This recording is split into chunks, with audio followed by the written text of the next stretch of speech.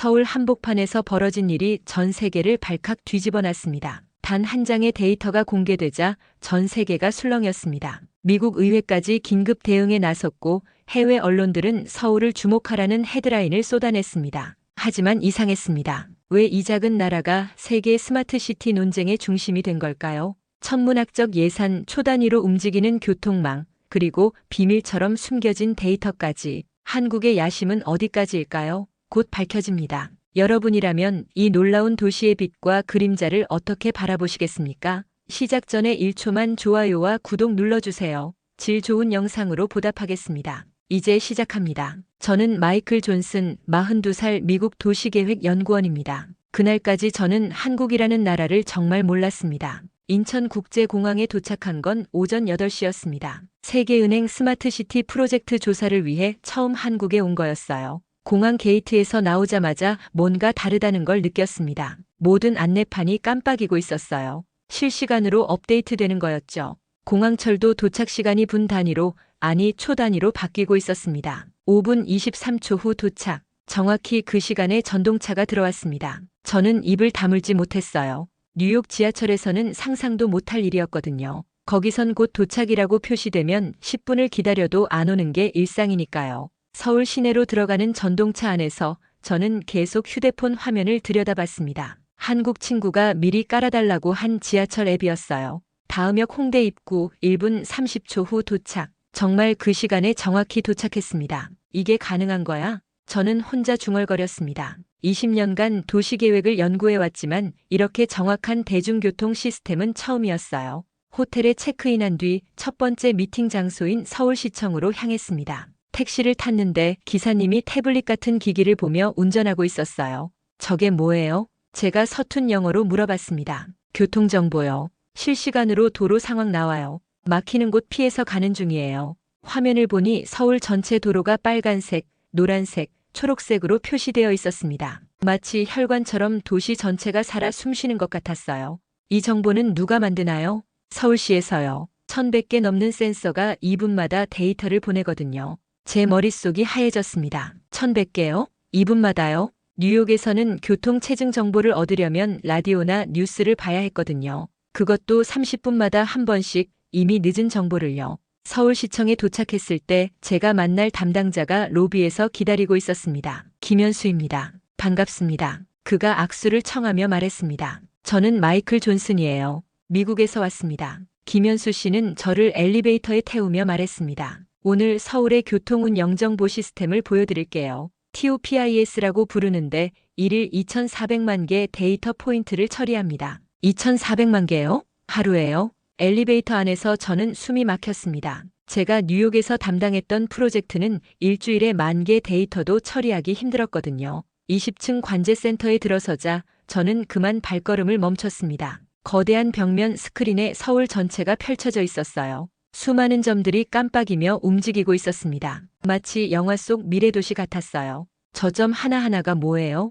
제가 떨리는 목소리로 물었습니다. 버스입니다. 실시간으로 위치를 추적하죠. 지하철, 택시도 마찬가지고요. 김현수 씨가 태블릿으로 화면을 조작했습니다. 갑자기 특정 구역이 확대되었어요. 여기 보세요. 강남역 주변입니다. 지금 이 순간 43,700명이 이동하고 있어요. 어떻게 그걸 아세요? 지하철 개찰구, 버스 승하차, 휴대폰 기지국. 모든 데이터가 실시간으로 들어옵니다. 제 손이 떨렸습니다. 이건 단순한 기술이 아니었어요. 도시 전체가 하나의 거대한 생명체처럼 움직이고 있었습니다. 시민들은 이 정보를 어떻게 받아보나요?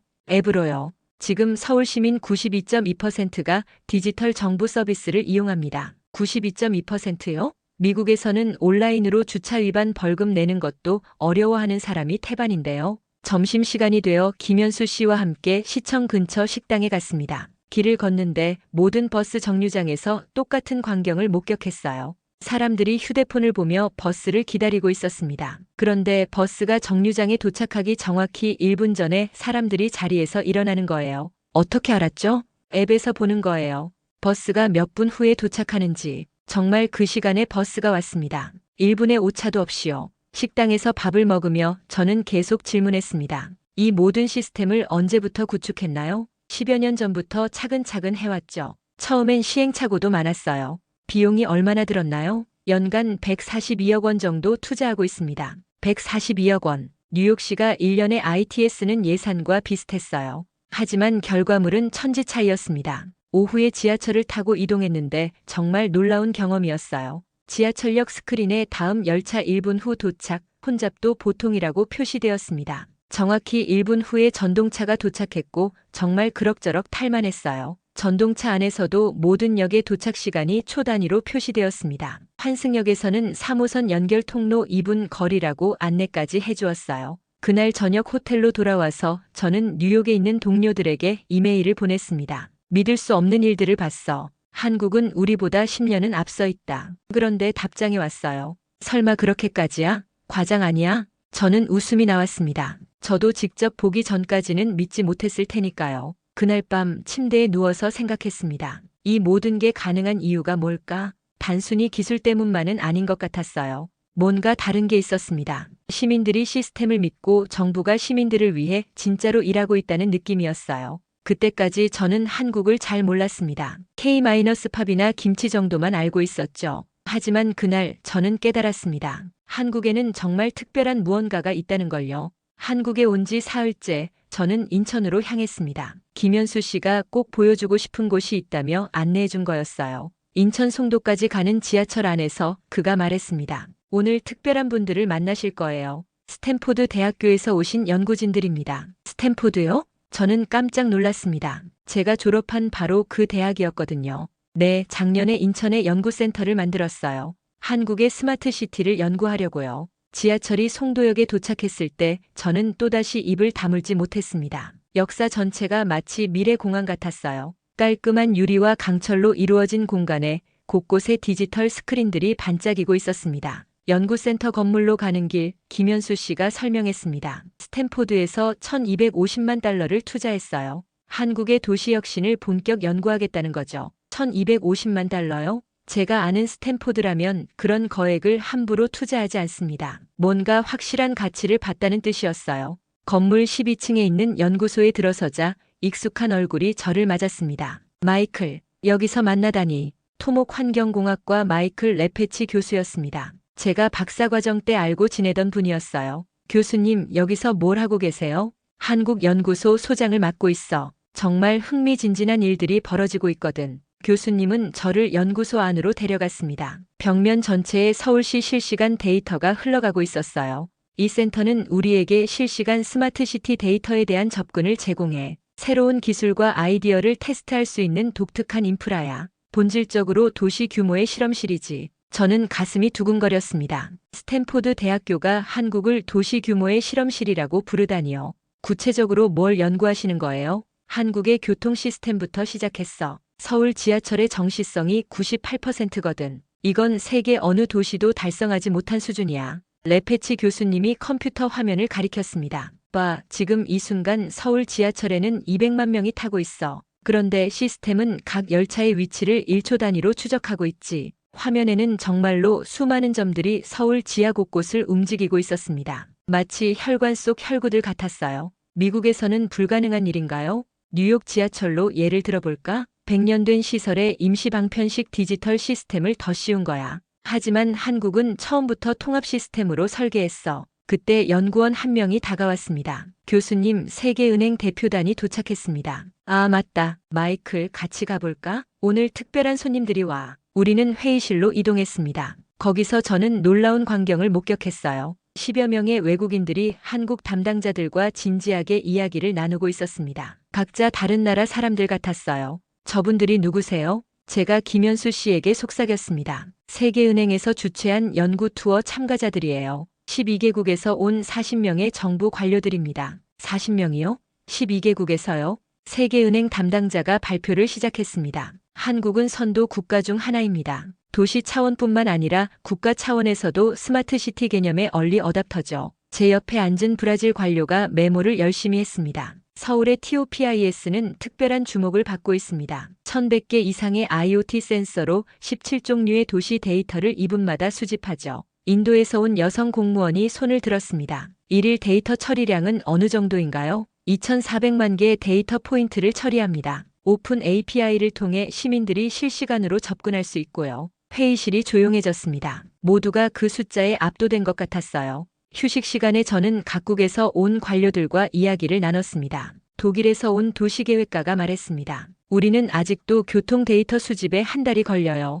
한국은 실시간이라니 믿기 어렵습니다. 프랑스 파리시 담당자도 고개를 저었습니다. 파리 지하철 정시성이 70%인데 서울은 98%라고요? 어떻게 가능한 거죠? 영국에서 온 연구원이 끼어들었습니다. 런던에서는 버스 한 대 위치 추적하는 것도 어려운데 여기선 모든 대중교통을 실시간으로 관리한다니. 저는 그들의 놀란 표정을 보며 이상한 기분이 들었습니다. 며칠 전까지만 해도 저 역시 한국을 그저 아시아의 한 나라 정도로만 생각했거든요. 하지만 지금은 달랐어요. 오후 세션이 시작되자 더 놀라운 이야기들이 쏟아졌습니다. 한국의 스마트시티 이니셔티브는 연간 142억 원 예산을 창출했습니다. 세계은행 담당자가 계속 설명했습니다. 또한 뉴딜 펀딩으로 2조 61억 원이 스마트시티 프로젝트에 특별 할당되었죠. 2조 61억 원이요? 제가 계산해보니 10억 달러가 넘는 금액이었습니다. 캐나다에서 온 토론토시 공무원이 질문했습니다. 시민 만족도는 어떤가요? 서울의 통합 교통 시스템은 1일 942만 명, 사용자에게 96% 만족도로 서비스를 제공하고 있습니다. 942만 명이요? 하루에요? 그것도 96% 만족도로요? 저는 머릿속이 하얘졌습니다. 뉴욕 지하철 1일 이용객이 500만 명 정도인데 서울은 그 2배에 가까웠어요. 그런데 만족도는 비교할 수도 없이 높았습니다. 발표가 끝나고 각국 대표들이 한국 담당자들을 둘러쌌습니다. 마치 연예인을 보는 것 같았어요. 한국의 노하우를 우리나라에 적용할 수 있을까요? 기술 이전 협력이 가능한가요? 우리 공무원들을 한국에 연수 보낼 수 있나요? 질문이 쏟아졌습니다. 그때 저는 깨달았습니다. 한국이 이제 배우는 나라가 아니라 가르치는 나라가 되었다는 걸요. 저녁 식사 자리에서 레페치 교수님이 말했습니다. 마이클, 솔직히 말하면 처음엔 반신반의했어. 아시아의 작은 나라가 뭘 할 수 있겠나 싶었지. 지금은 어떠세요? 완전히 바뀌었어. 한국은 우리가 상상하지 못한 방식으로 도시를 진화시키고 있어. 이건 단순한 기술이 아니야. 도시 전체가 살아있는 유기체처럼 작동하고 있어. 그날 밤 호텔로 돌아가는 길에 저는 다시 한번 지하철을 탔습니다. 이번엔 달랐어요. 그냥 교통수단이 아니라 하나의 거대한 예술품처럼 보였습니다. 정확한 시간, 친절한 안내, 깨끗한 시설, 그리고 모든 걸 연결하는 보이지 않는 디지털 신경망. 지하철 안에서 제 휴대폰으로 뉴욕에 있는 아내에게 문자를 보냈습니다. 여보, 한국이 정말 대단해. 우리가 상상도 못한 수준이야. 답장이 왔어요. 그렇게 좋아? 그럼 우리도 이사 갈까? 저는 웃었습니다. 하지만 동시에 생각했어요. 정말 그럴 수도 있겠다고요. 세계가 한국을 주목하고 있었습니다. 스탠포드 대학교, 세계은행, 12개국 40명의 정부 관료들 모두가 한국에서 미래를 보고 있었어요. 그리고 저 역시 그 미래의 일부가 되고 싶다는 생각이 들기 시작했습니다. 한국에 온 지 일주일째 김현수 씨가 송도 국제 업무단지를 구경시켜주겠다고 했습니다. 400억 달러를 투자한 미래도시예요. 꼭 보셨으면 해서요. 400억 달러요? 제 머릿속에서 계산기가 돌아갔습니다. 뉴욕시 연간 예산보다 큰 돈이었어요. 인천 지하철을 타고 송도로 향하는 길, 저는 기대에 부풀었습니다. 지난 며칠간 본 한국의 놀라운 기술력을 생각하면 송도는 정말 미래도시일 거라고 확신했거든요. 그런데 센트럴파크역에서 내렸을 때 뭔가 이상했습니다. 역사는 정말 깨끗하고 현대적이었어요. 하지만 너무 조용했습니다. 오전 10시인데도 사람이 거의 없었어요. 평일이라 그런가요? 제가 김현수 씨에게 물었습니다. 그런 것도 있고. 그의 대답이 어딘가 애매했습니다. 지상으로 올라오자 정말 놀라운 광경이 펼쳐졌습니다. 거대한 마천루들이 하늘을 찌르고 있었어요. 모든 건물이 유리와 강철로 이루어진 완벽한 기하학적 아름다움이었습니다. 하지만 뭔가 소름 끼쳤어요. 거리에 사람이 너무 없었거든요. 저기 보이는 아파트 단지들이 주거지역이에요. 김현수 씨가 가리키는 곳을 보니 수십 동의 고층 아파트가 서 있었습니다. 그런데 대부분 창문에 불이 꺼져 있었어요. 입주율이 어떻게 되나요? 30만 명을 위해 설계했는데 지금은. 그가 말을 머뭇거렸습니다. 지금은 얼마나 살고 있어요? 주거 개발의 3분의 1 정도가 입주했어요. 3분의 1이요? 400억 달러를 투자해서 3분의 1만요? 우리는 계속 걸었습니다. 완벽하게 설계된 보도, 첨단 가로등, 깨끗한 공원. 모든 게 완벽했어요. 하지만 사람이 없었습니다. 저기가 중앙공원이에요. 뉴욕 센트럴파크를 모델로 만들었죠. 정말 아름다운 공원이었습니다. 하지만 벤치는 텅 비어 있고 산책로에는 저희 둘뿐이었어요. 점심시간이 되어서 상업지구로 갔습니다. 거대한 쇼핑몰들이 즐비했는데 문제는 대부분이 비어 있다는 거였어요. 여기 사업체들은 어떤가요? 제가 조심스럽게 물었습니다. 김현수 씨가 한숨을 쉬었습니다. 솔직히 말씀드리면 매우 적어요. 투자 대비 기대했던 만큼 기업들이 오지 않았어요. 그때 제 휴대폰이 울렸습니다. 뉴욕에서 온 이메일이었어요. 컬럼비아 대학교 동료 교수가 보낸 거였습니다.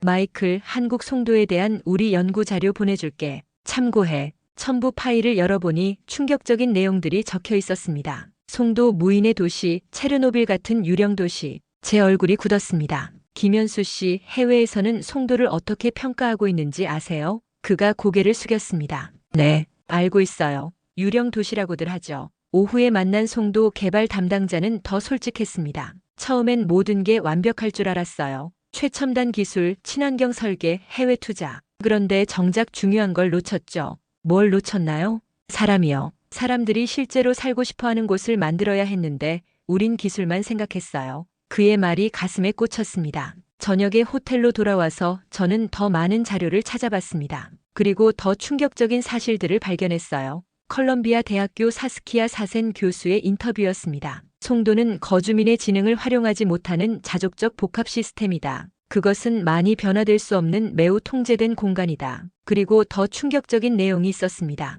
EADA 비즈니스 스쿨의 보이드 코헨 박사의 말이었어요. 나는 그린필드 스마트 시티를 건설하려는 거의 모든 노력을 혐오한다. 사람 없는 스마트 시티는 멍청한 도시다. 멍청한 도시라고요? 제가 며칠간 감탄했던 한국의 스마트 시티를 멍청한 도시라고 부르다니요. 더 찾아보니 한국도 실패를 경험했다는 걸 알았습니다. 2007년-2017년 스마트 시티 겨울이라는 표현까지 있었어요. 실패로 인해 새로운 스마트 시티 프로젝트가 전혀 시작되지 않은 10년이었다고 했습니다. 한국 정부도 인정했더군요. 하향식 접근법이 효과가 없었다고요. 그날 밤 저는 복잡한 감정에 휩싸였습니다. 지난 일주일간 저는 한국의 기술력에 완전히 매료되었어요. 정확한 교통정보, 실시간 데이터, 스탠포드 대학교의 투자. 모든 게 완벽해 보였거든요. 하지만 송도를 보니 다른 면이 보였습니다. 기술이 아무리 완벽해도 사람이 없으면 의미가 없다는 걸요. 휴대폰으로 뉴욕에 있는 아내에게 전화를 걸었습니다.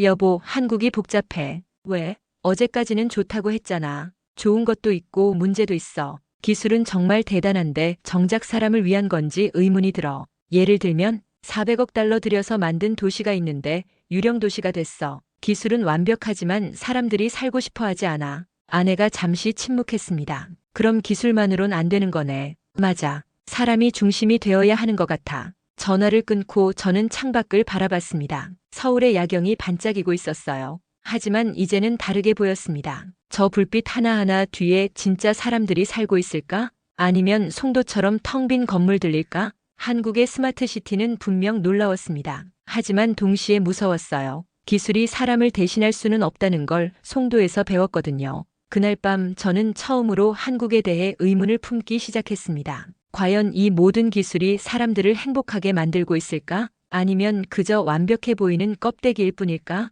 한국에 온 지 2주일째 저는 세종시에 있는 정부 청사를 방문했습니다. 한국의 스마트시티 정책 담당자들과의 솔직한 대화를 위해서였어요. 회의실에 들어서자 분위기가 무거웠습니다. 담당 공무원들의 표정이 어둡더군요. 솔직히 말씀드리겠습니다. 이정민 과장이라는 분이 입을 열었습니다. 우리도 많은 실수를 했어요. 특히 2007년부터 2017년까지 우린 그 시기를 스마트시티 겨울이라고 부릅니다. 겨울이요? 새로운 스마트시티 프로젝트가 전혀 시작되지 않은 10년이었어요. 실패가 너무 많았거든요. 옆에 앉은 김선영 사무관이 자료를 꺼냈습니다. 정부는 결국 인정할 수밖에 없었어요. 하향식 접근법이 효과가 없었다고요. 제가 놀란 표를 보이자 이정민 과장이 계속 말했습니다. 송도만 보시면 안 돼요. 더 큰 문제들이 있거든요. 어떤 문제들인가요? 디지털 격차요. 젊은이들의 99.9%가 인터넷을 사용하지만 고령자는 64.3%밖에 안 돼요. 99.9% 대 64.3%. 격차가 너무 컸습니다. 연구자들은 이걸 스마트 불평등이라고 불러요. 김선영 사무관이 쓴웃음을 지었습니다. 우리가 자랑하는 디지털 서비스가 정작 소외계층에겐 그림의 떡인 셈이죠. 오후에 만난 시민단체 활동가는 더 직설적이었습니다. 정부는 화려한 숫자만 자랑하죠. 92.2%가 디지털 서비스를 이용한다고요. 하지만 나머지 7.8%는 누구예요? 박미경 씨라는 분이었는데 목소리에 분노가 섞여 있었어요. 그분들은 대부분 고령자, 저소득층, 장애인들이에요. 스마트시티가 발전할수록 이분들은 더 소외되고 있어요. 그때 제 휴대폰에 이메일이 왔습니다. 뉴스쿨의 셰넌 마텔은 교수가 보낸 자료였어요. 인간 본성에 지저분하고 모호한 차원들을 취해서 그것들을 알고리즘화할 방법을 찾으려 할 때 항상 실패가 있다. 가슴이 답답했습니다. 저녁에 강남역 근처를 걸었습니다. 화려한 네온 사인과 첨단 디스플레이들이 반짝였지만 길 한쪽에는 노숙자가 앉아 있었어요. 그분께 조심스럽게 다가가 물었습니다. 스마트폰 가지고 계세요? 없어요. 있어도 쓸 줄 모르고. 정부 서비스 같은 건 어떻게 이용하세요? 못 써요. 다 인터넷으로만 되거든요. 제 가슴이 먹먹해졌습니다. 한국의 92.2%는 디지털 서비스를 이용하지만 이분은 그 바깥에 계셨어요. 다음 날 만난 정부 관계자는 더 충격적인 이야기를 해줬습니다. 코로나 때 우리의 접촉 추적 시스템이 세계적 주목을 받았죠. 하지만 프라이버시 논란도 컸어요. 어떤 논란이었나요? 네이버, 카카오, KT, SK텔레콤 같은 회사들이 사용자의 오디오 데이터를 수집했다는 게 밝혀졌어요. 개인정보보호법이 있는데도요. 제 등골이 서늘해졌습니다. GDPR 같은 규정 준수는 어떻게 되나요? 그게 문제예요. 유럽 수준의 프라이버시 보호를 하면 우리 시스템 효율성이 떨어져요. 그날 밤 호텔에서 세계은행 자료를 다시 봤습니다. 13개 한국 지방자치단체 조사 결과였어요. 예산 제약이 가장 큰 장애물이었고 그 다음이 조직 거버넌스 문제, 제도적 기반 문제였습니다. 화려한 성과 뒤에는 이런 현실이 숨어 있었던 거예요. 휴대폰으로 뉴욕에 있는 동료에게 메시지를 보냈습니다. 한국의 양면성을 봤어. 놀라운 기술력이 있지만 소외되는 사람들도 있어. 그럼 완벽하지 않다는 거네? 응. 그래서 더 인간적인지도 몰라. 문제가 있다는 걸 인정하고 고치려고 노력하고 있어. 창밖으로 서울의 야경이 보였습니다. 여전히 아름다웠지만 이제는 다르게 보였어요. 저 불빛들 사이에는 디지털 세상에 적응하지 못한 채 소외된 사람들도 있다는 걸 알게 됐거든요. 하지만 동시에 희망도 보였습니다.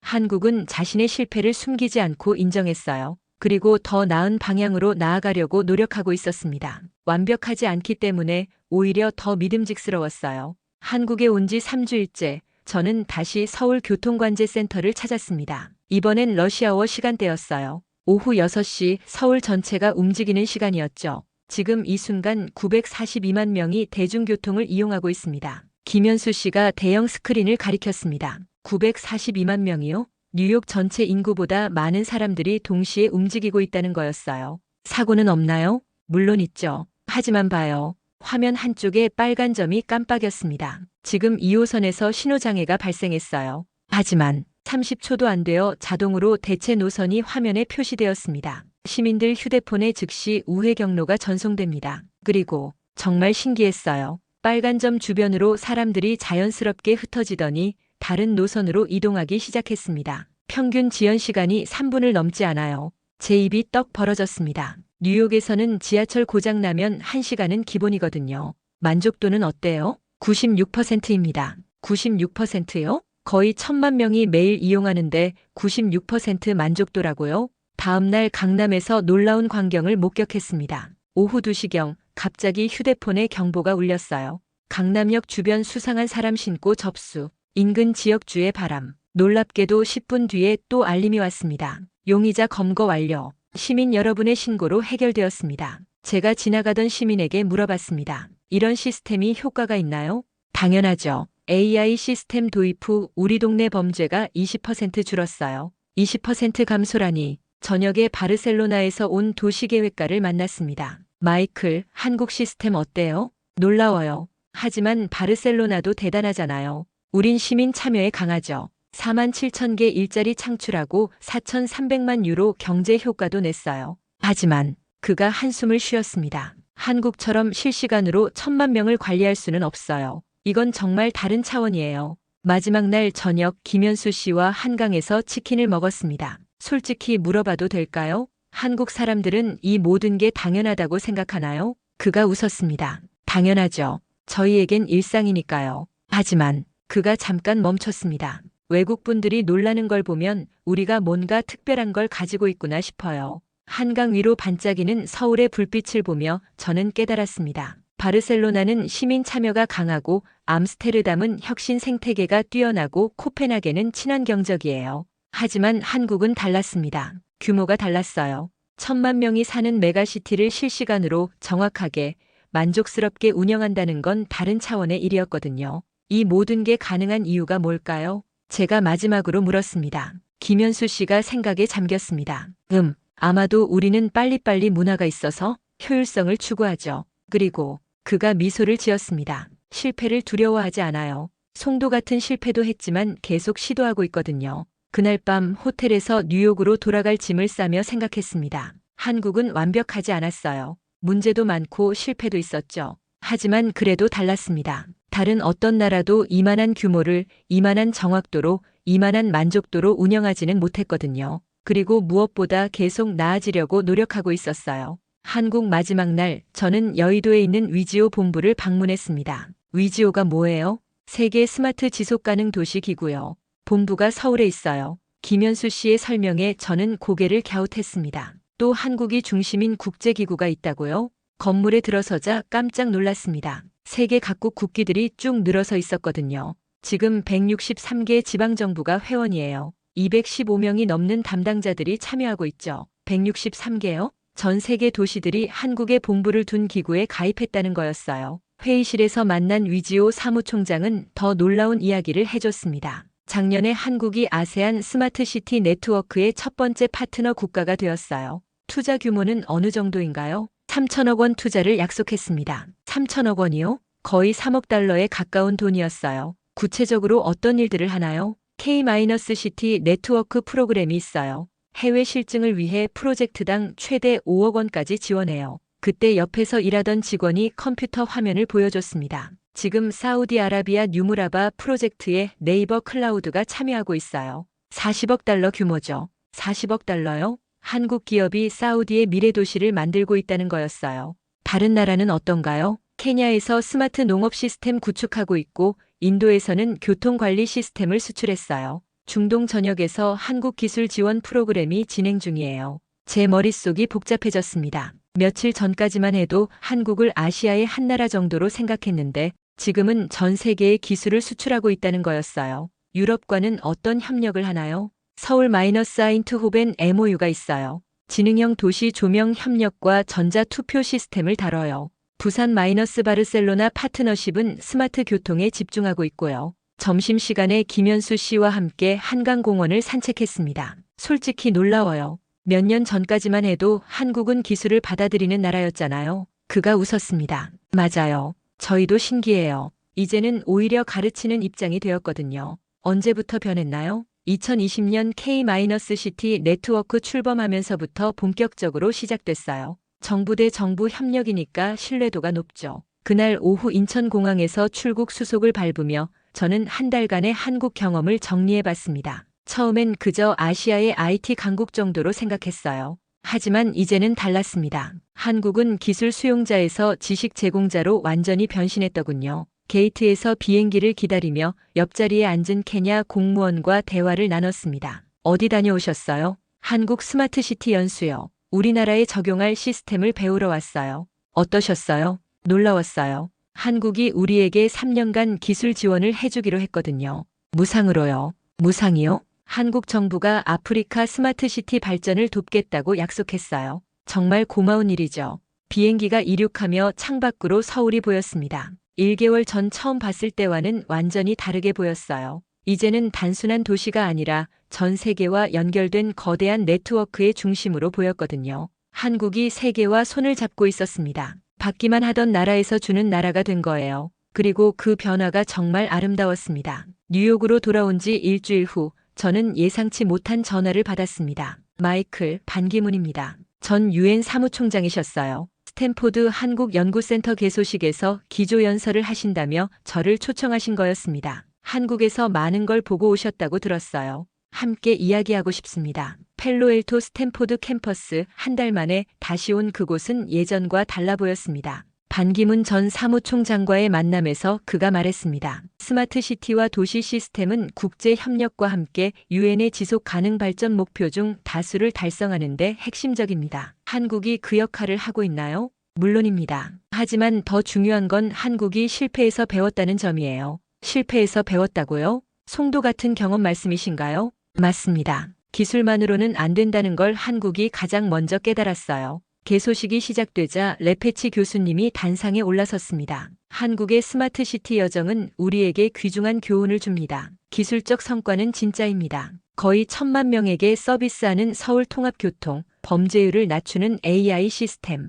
하지만 더 중요한 건 인간 중심 설계입니다. 청중들이 고개를 끄덕였습니다. 한국은 초기 실수에서 배웠습니다. 시민 참여, 사회 형평성, 지속 가능한 개발의 중요성을 인식한 거죠. MIT 켄트 라슨 교수가 화상으로 연결되어 말했습니다. 한국은 스마트시티를 넘어 더 총체적인 도시 혁신을 추구하고 있습니다. 단순한 효율성이 아니라 인간의 삶을 위한 기술이죠. 휴식 시간에 반기문 전 사무총장과 산책하며 더 깊은 이야기를 나눴습니다. 한국이 정말 변했다고 생각하세요? 완전히요. 예전엔 기술 중심으로 생각했어요. 하지만 이제는 사람을 먼저 생각해요. 구체적으로 어떤 변화인가요? 디지털 격차 해결에 적극 나서고 있어요. 고령자를 위한 디지털 교육, 소외계층을 위한 맞춤형 서비스. 이런 건 예전엔 없었거든요. 정말 그랬습니다. 한국에서 만난 정부 관계자들도 똑같은 말을 했었어요. 그리고 무엇보다 국제 협력에 적극적이에요. 받기만 하던 나라에서 주는 나라가 됐어요.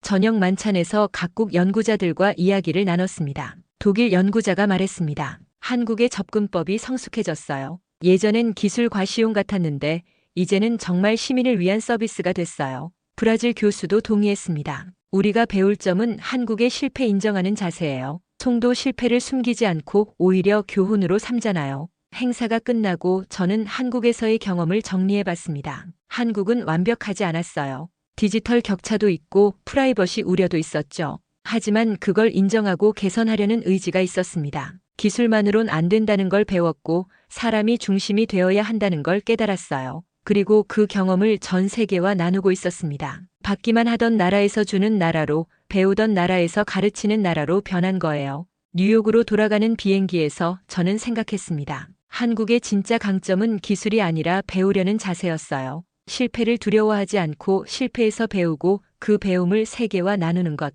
그게 진짜 스마트한 나라의 모습이었습니다. 뉴욕에 돌아온 지 한 달 후, 저는 시청에서 한국 시스템 도입 제안서를 발표했습니다. 한국의 스마트시티가 우리에게 주는 교훈은 무엇일까요? 시장과 시의회 의원들이 저를 주목했습니다. 기술이 아닙니다. 실패를 인정하는 용기입니다. 저는 송도의 사진을 보여줬습니다. 400억 달러 실패작이에요. 하지만 한국은 이걸 숨기지 않았습니다. 오히려 전 세계에 공개하며 함께 배우자고 했어요. 다음 슬라이드는 서울교통관제센터였습니다. 942만 명이 매일 이용하는 시스템 98% 정확도. 하지만 그들이 자랑하는 건 숫자가 아니라 소외되는 사람이 없게 하겠다는 의지였어요. 마지막 슬라이드에서 저는 잠시 멈췄습니다. 한국이 진짜 스마트한 이유는 기술 때문이 아닙니다. 계속 배우고 나누고 함께 성장하려는 마음 때문입니다. 발표가 끝나고 시장이 말했습니다. 그럼 우리도 한국처럼 할 수 있을까요? 물론입니다. 한국도 처음엔 실패투성이었거든요.